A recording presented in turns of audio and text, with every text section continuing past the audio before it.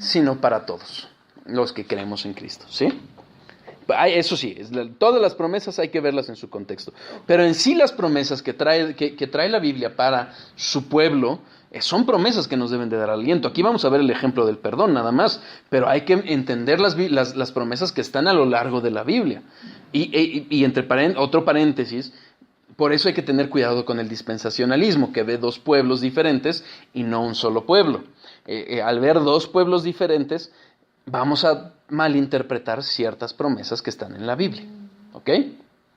¿Sí? Salmo 103, versículo 12. ¿Vamos claros hasta aquí? Sí. Ok. Cuanto está lejos al oriente del occidente, hizo alejar de nosotros nuestras rebeliones. Qué hermosa promesa. Porque finalmente, esas rebeliones que nosotros hemos cometido, para quien se arrepiente, para quien de todo corazón busca a Dios con un corazón contrito y humillado, dispuesto a arrepentirse, está esa promesa de que aleja nuestras rebeliones de nosotros. Muchas veces, como hijos de Dios, y repito, como hijos de Dios, cuando vemos circunstancias en nuestras vidas empezamos a pensar, esto es castigo por Dios, por mi pecado. No, los castigos de nuestros pecados, de los hijos de Dios, fueron clavados en la cruz. Hoy vamos a ver otras circunstancias que nos van a ayudar, pero hay que entender las diferencias, ¿sí? Pero vemos ese perdón. Isaías, capítulo 38, versículo 17. Aun cuando peques, por ejemplo, pecas hoy, vas, te arrepientes, de cómo eso ya está clavado. Se clava. Sí. Puede venir disciplina, que es diferente. Sí, la consecuencia, ¿no? Además de la disciplina. Ah. Mi morada ha sido movida y traspasada de mí como tienda de pastor. Espérame. 17, perdón. He aquí, amargura grande me sobrevino en la paz, mas a ti agradó librar mi vida del hoyo de corrupción, porque echaste tras tus espaldas todos mis pecados. Veamos esas promesas en el Antiguo Testamento que se habrían de cumplir. ¿En dónde? En Cristo. Son promesas que dieron aliento y que deben de dar aliento a nosotros. Aun cuando pequemos, hoy vamos a ver también, primero Dios, como el pecado tiene un propósito, pero no para pecar, no para que nos sintamos libres de pecar, ¿ok? Pero deben de darnos esa esperanza. Muchas veces seguimos acarreando pecados del pasado porque no le creemos a Dios. Pero ahí están esas promesas. Son cosas que nos ayudan para bien.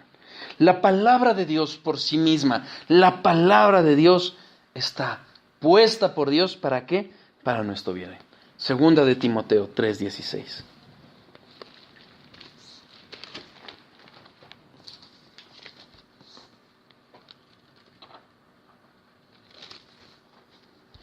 Toda la Escritura es inspirado por Dios y útil para enseñar, para redarguir, para corregir, para instruir en justicia, a fin de que el hombre de Dios sea perfecto, enteramente preparado para toda buena obra. En el estudio de la palabra de Dios, de la Biblia, la palabra de Dios, abundamos creo que bastante sobre este tema, pero recordando nada más lo principal, aquí vemos, es una promesa que toda esa escritura, toda, siendo producida por Dios, siendo exhalada por Dios, es para nuestro bien. ¿Para qué? Nos va a conformar, nos va a redarguir, nos va a corregir, nos va a instruir, nos va a enseñar y nos va a conformar a ser ese hombre perfecto. ¿Quién? Cristo. ¿Sale? También habla de sanidad, ¿no? También hay que entenderlas. No digo, pero que la Biblia. Pero sanidad interior. Ajá, por eso. Sí, por claro, sanidad totalmente. interior. Exactamente. Ok, eso fueron ejemplos de cosas buenas, los atributos de Dios, las promesas de Dios, la palabra de Dios. ¿Sí? ¿Qué podemos hablar de las cosas malas? Vamos a Romanos 8, perdónenme. 28, igual, donde empezamos, ¿sí? Y sabemos que a los que aman a Dios, todas las cosas les ayudan a bien. Todas. Esto incluye las cosas malas. Todas. No tenemos que redefinir lo malo para pintarlo de bueno. Como el ejemplo que puse hace rato de muchas corrientes superficiales que te dicen, no, mira, finalmente ese rechazo del trabajo es porque tiene un bien atrás. Y entonces empiezan a maquillar las cosas y presentar, bueno, las cosas bonitas, preciosas, que no son agradables. No, lo vimos. Son para bien, para un bien intrínseco por sí mismo, no un bien exterior. ¿Sí? ¿Sí vamos claros hasta ahí? ¿Sí? Entonces, es lo bueno, porque si nosotros empezamos a llamar a lo bueno malo y a lo dulce malo, y a lo dulce amargo y a lo amargo dulce, caemos en uno de los ayes que establece Isaías 5:8. Ay de aquellos que llaman a lo malo bueno y a lo bueno malo. Por eso hay que entender la Biblia, por eso hay que estudiarla bien, para no caer en esos errores y tratarla de adaptar a lo que nosotros queremos ver. Las cosas malas siempre van a ser malas, pero, como lo vimos al hablar del origen del mal, Dios controla todo a fin de que obre para bien. ¿Ok? Providencia y sufrimiento. Tema que lo hemos tocado varias veces cuando hablamos de la existencia de Dios y cómo es un argumento en contra de la existencia de Dios, y hablamos también cuando hablamos del origen del mal, pero lo vamos a retomar. ¿Por qué? Porque es un tema que finalmente, como cristianos, estando en una tierra maldita, ahorita lo vamos a ver, sufrimos. No hay de otra. Sufrimos, ¿correcto? El mundo finalmente es un mundo distorsionado. No es el mundo que Dios creó o con la imagen que lo creó originalmente. El pecado entró y lo distorsionó. Y está sujeto a banalidades, a vanidades, a cosas superficiales. Basta ver un concurso de Miss Universo. Cuán absurdo es, y ahora hasta un hombre. No sé si entró o pretende entrar, no me importa, pero esas distorsiones son las que llevan. Vemos, les recomiendo la otra reflexión que les envié hoy, justamente de los absurdos a los que llegamos. Romanos 8:22. Porque sabemos que toda la creación gime a una, y a una están con dolores de parto hasta ahora. Y no solo ella, sino también nosotros mismos, que tenemos las primicias del Espíritu, nosotros también gemimos dentro de nosotros mismos, esperando la adopción, la redención de nuestro cuerpo. ¿Qué sucede? Vemos que la creación misma está sujeta a esa vanidad, a esas circunstancias derivadas ¿de qué? De una maldición que pronunció Dios cuando el hombre pecó. Génesis 3:17. Hasta los animales les tocó. Exactamente, aquí lo vimos. Toda la creación incluye a todos los animales que gimen, que sufren. ¿Por qué? Pues, basta ver a un toro en un ruedo, qué triste. En la cacería. La cacería depende. Los animales como Porque si hablamos de una cacería que es para comer, sí. Por ejemplo, Paul Washer lo platica como él caza para comer. Eso es una cosa y eso está perfectamente permitido en la Biblia. Cazar por deporte, por diversión, ahí sí o no. No, pero entre los mismos animales, ¿no? Ah, bueno, claro, sí también. Y antes no pasaba eso. Exactamente. Vamos a leer desde el 15. Y pondré enemistad entre ti y la mujer, y entre tu simiente y la simiente suya. Esta te herirá en la cabeza, y tú le herirás en el calcañar. Si nosotros entendemos esto, antes de la sentencia de la maldición de Dios, viene esa promesa. Es una belleza, ¿no? Acaba de, como dice Sproul, ¿no? Un puñado de tierra se le reveló a Dios, ¿y qué hace Dios? Le da la promesa de la salvación. Y ahora viene la consecuencia. A la mujer le dijo, multiplicaré en gran manera los dolores de tus preñeces, con dolor darás a luz los hijos, y tu deseo será para tu marido, y él se enseñoreará de ti. Y al hombre dijo, por cuanto obedecisteis a la voz de tu mujer, y comisteis del árbol de que te mandé diciendo no comieras, maldita será la tierra por tu causa, con dolor comerás de ella todos los días de tu vida.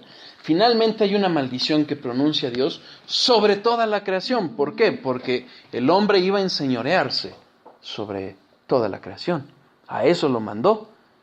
Peca y se le voltea. No el trabajo no es una maldición, al contrario, el trabajo es una bendición. Pero el que buscarlo con dolor, con trabajo, que nos pesa, esa es la maldición. Entonces, ¿qué podemos pensar? ¿Sufrimiento de inocentes? No, lo vimos hablar de sufrimiento, no voy a abundar en el tema. En realidad todos somos pecadores. Entonces no hay un inocente, no hay ni uno. El único inocente, ¿quién fue? Cristo. Y como dijo Sproul, Jesús se ofreció voluntariamente. Lo podemos leer en Juan 10:18, no vamos a ir ahorita, pero ahí lo podemos ver. ¿Sí? ¿Qué hay de Job? Dios lo dijo. Dios dijo que Job era un hombre recto. Job 1:8 y 2:23 nos lo muestran. Y sufrió. ¿Qué hay de José? Sufrió la maldad de sus hermanos. ¿Cómo lo querían matar? Y en la providencia de Dios, Dios lo protegió para que no lo mataran, sino lo vendieran como esclavo. Lo vemos en Génesis 37, 20 a 28. No vamos a ir ahorita, porque hemos hablado abundantemente de estos temas. ¿Qué hay del ciego de nacimiento? ¿Se acuerdan? El que Jesucristo le dio la luz. La luz, al fin y al cabo. Le abrió los ojos. ¿Qué dice? Esto es para la gloria de Dios, ¿no? ¿Y qué vemos? Todo eso nos marca un constante sufrimiento. ¿Derivado de qué? De la entrada del pecado a la creación. ¿Sí? Y esa maldición que hay sobre toda la creación. Ya lo vimos. Heredamos la culpa de la transgresión que hizo Adán. ¿Recuerdan? Romanos 5, 12 y 18. Vamos ahí.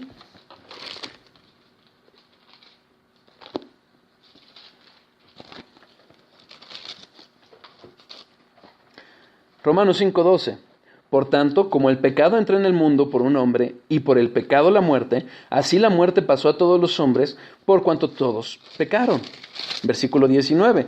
Porque así como por la desobediencia de un hombre los muchos fueron constituidos pecadores, así también por la obediencia de uno los muchos serán constituidos justos. Entonces vemos cómo eso que hizo un hombre hizo entrar al pecado. ¿Sí? ¿Es injusto? ¿Cuántas veces hemos pecado? Aún siendo salvos, ¿cuántas veces hemos pecado? Realmente no es injusto. Hay pecado en nuestras vidas. Pero ¿qué sucede? ¿Qué sucede con todos estos casos que hemos puesto? Por ejemplo, Dios iba a traer o tener fines más altos. ¿Recuerdan? Eso que hablamos de Romanos 8:28, ese bien intrínseco, pero que en apariencia no necesariamente es bonito o bueno o agradable, es un bien final mucho más alto, mucho más inherente a una bondad verdadera. ¿Qué pasó con José? Dios preservó una nación. Génesis 45, 7 y 8. 45. Y Dios me envió delante de vosotros, está hablando José, para preservaros posteridad sobre la tierra, para daros vida por medio de gran liberación. Así pues, no me enviasteis acá vosotros, sino Dios, que me ha puesto por padre de Faraón y por señor de toda su casa, y por gobernador de toda la tierra de Egipto. 50:20. Vosotros pensasteis mal contra mí, mas Dios lo encaminó a bien, para hacer lo que hemos visto, para mantener en vida a mucho pueblo. Finalmente, hay quien dice, alguna vez, hace poquito estaba escuchando un debate, y dice, mira, aquí nada más la maldad estaba ahí y Dios la encaminó a bien. No. Por eso leímos 45. Dios me envió ahí. Entonces, eso que apariencia que es mal, no. Y finalmente, ¿se acuerdan que lo vimos también? Dios incluso usó eso para trabajar en José.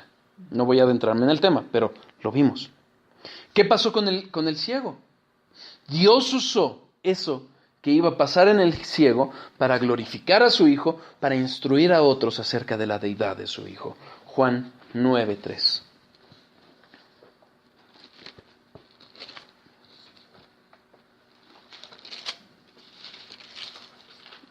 Respondió Jesús, no es que pecó ni sus padres, sino para las obras de Dios para que las obras de Dios se manifiesten en él.